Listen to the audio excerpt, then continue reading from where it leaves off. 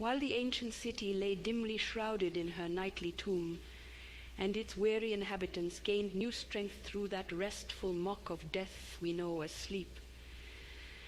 A faint, solitary cry, struggling to rise above nature's nocturnal hum, fell again, or rather sank back into that acoustic oblivion we call silence.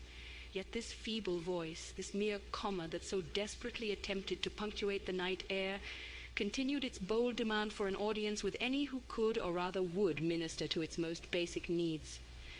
Ushered into birth just moments before, she lay cradled between her mother's legs, warmed by a pool of fluid issuing from the divine womb of life. She was situated in an alley several doors from the tavern her mother had drifted from when she began her labor. The child had no name. Her mother's name was Mary.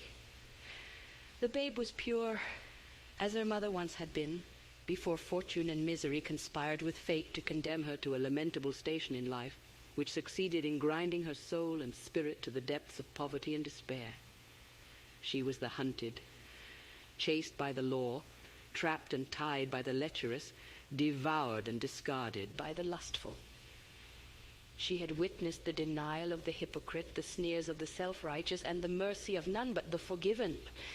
Condemned by the many and loved by none, she had been a prostitute, not by choice but by cruel time and its 1,000 unsolicited wounds to her innocence.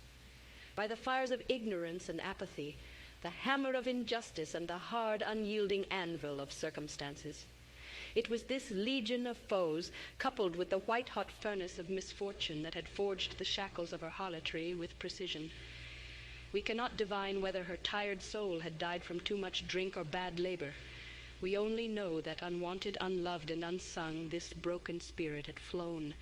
Flown, we hope, to arms more loving and secure, arms with eyes to see and ears to hear, with lips that warm the cheek and say, "All is well, my dear." And hope is all we have, because still the city slept, unaffected and unconcerned.